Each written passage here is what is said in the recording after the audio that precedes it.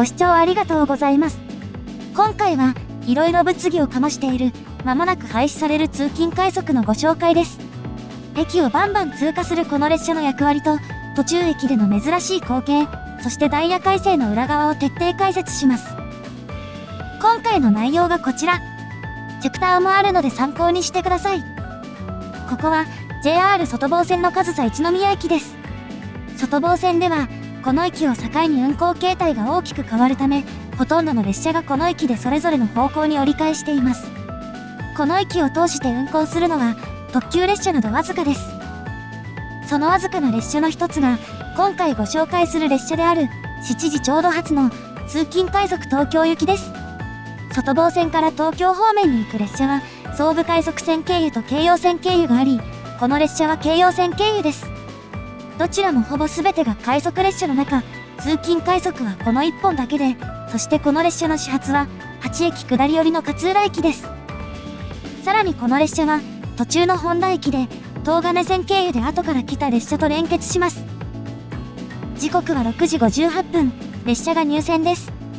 その特性上、京葉線で運用される E233 系5000番台のうち6両と4両に分割できる編成で運行されます。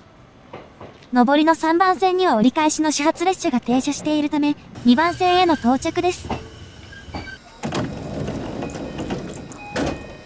ドア上の液晶モニターは、よく見かけるタイプの停車駅案内に加え、蘇我駅までの区間だけを抜き出したものもあり、運行距離の長さが伺えます。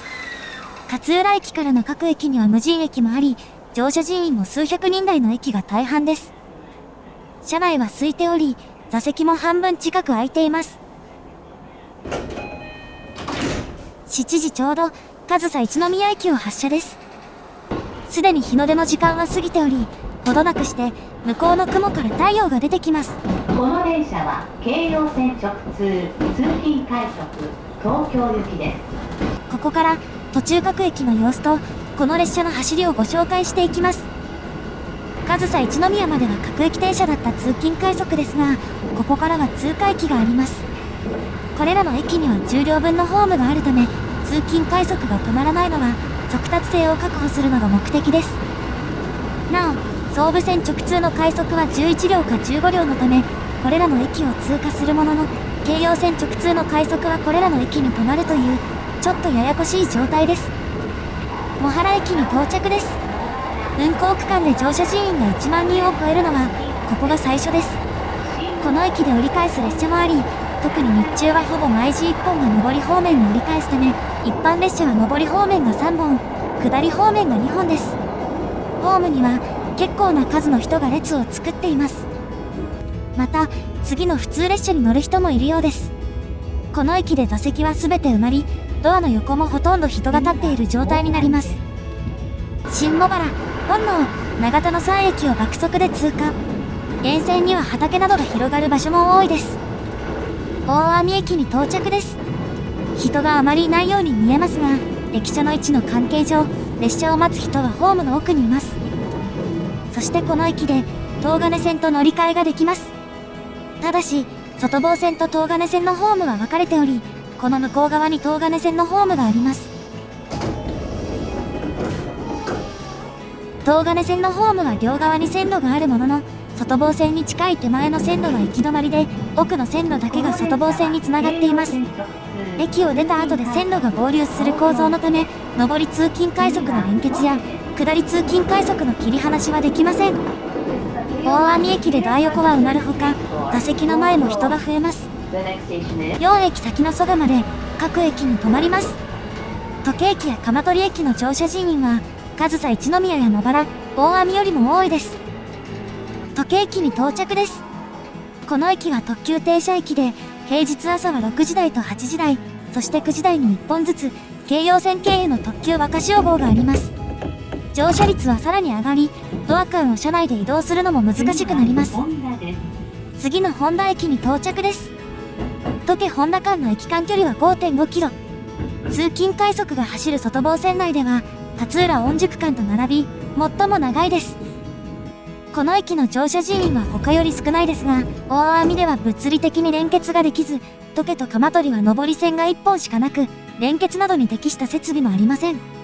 蘇我では内房線が合流して列車本数が増えるため、必然的にホンダで連結するしかありません。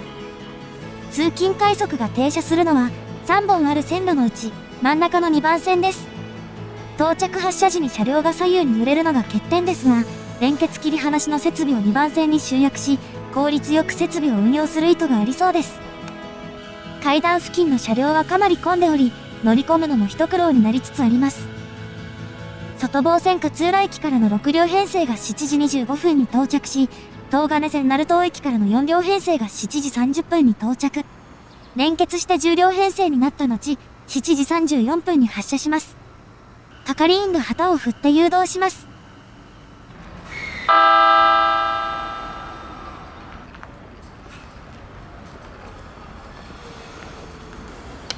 です。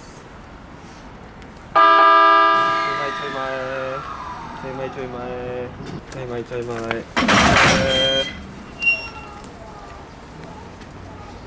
連結が完了し、転落防止の放送が流れてようやく、後ろ4両のドアが開きます。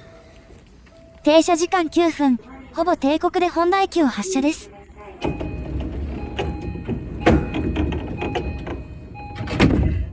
次の鎌取駅で乗車人員が2万人の大台に乗ります。朝ラッシュの混雑は半端ではなく、階段にまで乗客が溢れます。一方、朝7時台の上り列車は9本と、ちょっと少なめ。東京方面に直通するのはそのうち5本で、それ以外の列車は千葉行き。両数も6両か8両です。階段付近の車両は混み合っており、乗客が乗り切るまで時間がかかります。3駅手前の大網ではゆとりのあった車内ですが、わずか数駅で乗車率が飛躍的に上がります。鎌取駅の混雑を緩和するため、隣の本田駅で折り返す列車が何本かあります。蘇我駅に到着です。この駅は、ホーム3つ、線路6本の大規模な駅です。この後ろから内房線の線路が合流し、上り寄りでそれらの路線から京葉線が分岐します。画面向かって一番奥が6番線。中央のホーム、3、4番線を、京葉線の折り返し列車が使えます。両隣のホームのうち、外房線が2番線と6番線、内房線が1番線と5番線を使います。なお、線路の配置の関係上、京葉線と直通する列車は、直通先に関わらず2番線か5番線を発着します。このカットには映っていませんが、降りる乗客も結構多いです。後ろの1番線には、同じ時刻に発車する、総武快速線経由の快速大船行きが停車中です。また、3、4番線から発車する京葉線の各駅停車に乗り換える乗客もいます。他の車両の様子はわかりませんが、この車両では乗車率が下がります。さっきまでのような体が密着する感覚はなくなり、結構ゆとりが戻ります。7時44分、蘇我駅を発車です。そしてここから通勤快速の本領発揮です。次の停車駅は13駅先の新木場。そう、間にある12駅を連続で通過し、32分間無停車というわけです。蘇我駅の発車時刻と次の新木場駅の到着時刻がこちら。一方前の各駅停車に比べ、所要時間は18分も短いです。また、18分前に蘇我駅を出た7時26分発の東京行きと3分差にまで詰め寄ります。朝ラッシュが最も激しい時間帯は快速が運行されないため、料金不要の速達種別では通勤快速が一番早いです。最初の通過駅である千葉港で2分前に出た各駅停車を追い抜きます。千葉と下のレールと乗り換えができる駅ですが、遠距離の通勤通学客の利便性を重視し、ガンガン通過です。途中駅の乗車人員がこちら。海浜幕張や新浦安、舞浜など、京葉線の主要駅を容赦なく通過します。ちなみに、新木場は最初から停車駅だったわけではなく、2004年のダイヤ改正で追加されています。それ以前は蘇我を出ると次は八丁堀で、間にある14駅を連続通過する爆速列車でした。拠点駅の一つ、海浜幕張駅に近づきます。周辺ではマンション開発も進み、利用者の増加につながっているものの、通勤快速はもちろん通過。この駅では待ち合わせができますが、各駅停車を追い越しません。まもなく役目を終えようとしている255系とすれ違います。回送列車のようですが、あの後どうなるのでしょうか。ご存知の方はコメント欄にどうぞ。そしてお気づきの方もいると思いますが、この列車、12駅を連続で通過する一方、速度は意外と速くありません。スピードを出すと前の列車に追いついてしまうため、適度にセーブしながら走ります。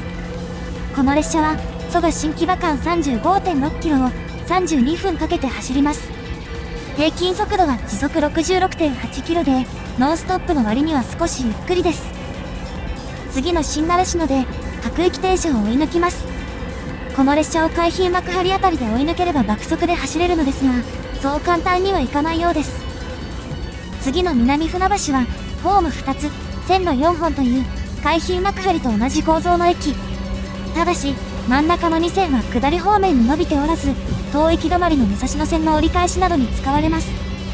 ここから先、鉄橋を走る場面が増えます。また、横の高速道路を走る車が見える場面も多くなり、景色が変わってきます。次の二俣新町駅の手前で、武蔵野線方面に向かう線路が分岐です。ここでは3つの経路がデルタ線を構成しており、それぞれを走行する列車が終日設定されています。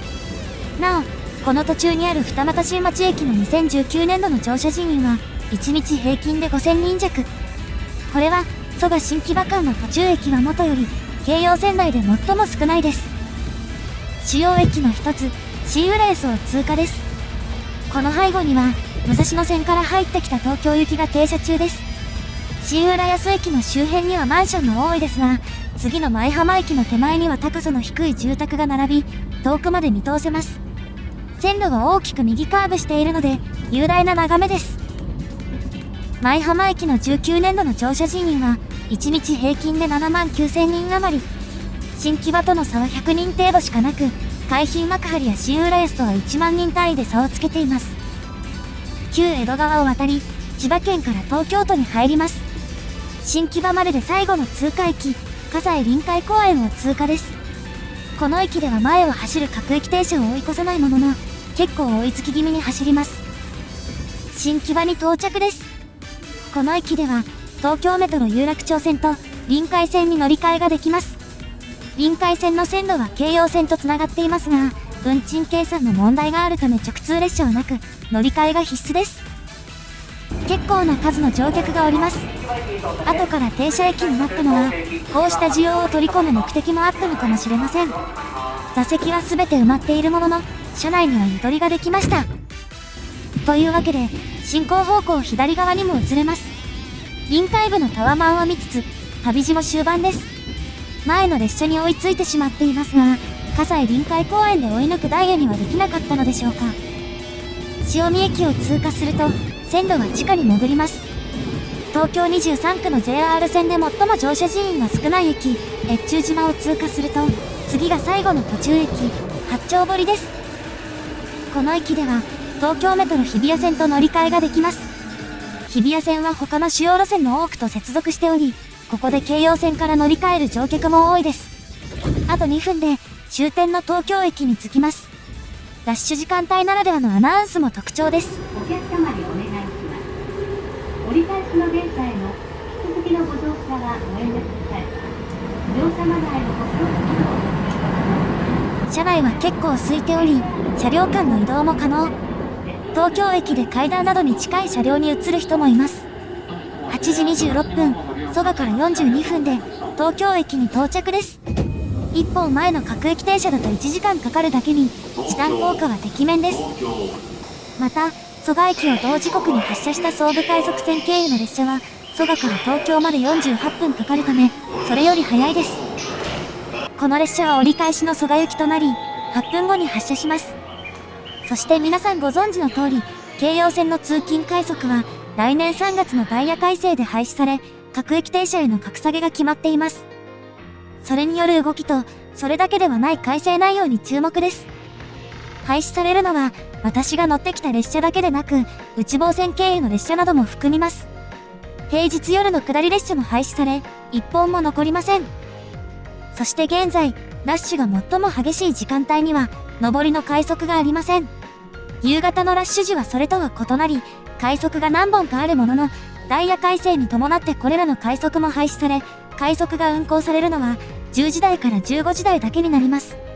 一般列車がすべて各駅停車になると、京葉線内では片道15分から20分、往復だと3、40分余計にかかります。同時に、朝夕の列車本数がそれぞれ1本ずつ減らされるなど、種別の見直しだけでなく、列車本数自体の削減にも踏み込んでいます。ちなみに外房線系統の通勤快速は、各駅停車に変更されるとともに、勝浦上総一宮間の運行が取りやめになり、上総一宮での運行系統の分断に拍車がかかりそうです。これを補うように、朝の上り特急が新設され、夜の下り特急は運行区間が延長されます。急ぐ乗客は特急に乗ってほしそうなオーラが漂いますが、内房線、外房線系統の特急は、このダイヤ改正から全車指定席になります。同時に改定される指定席料金はこれまでより割安になり、区間と買い方次第で自由席より安くなるなど、一定の配慮が見られる料金設定になっています。また、9両編成の255系が引退する予定で、車両は E257 系の5両編成に統一されます。E257 系は2本つないで10両にすることもでき、今まではそのような列車もありましたが、この改正でそれもなくなります。房総半島の特急は高速バスとの競合で厳しい状況になっており、両数の削減でさらなる効率化を目指します。本数も両数も減り、利便性の低下も心配されるダイヤ改正。また、これまで通勤快速を利用していた乗客が全員特急に移行できるわけもありません。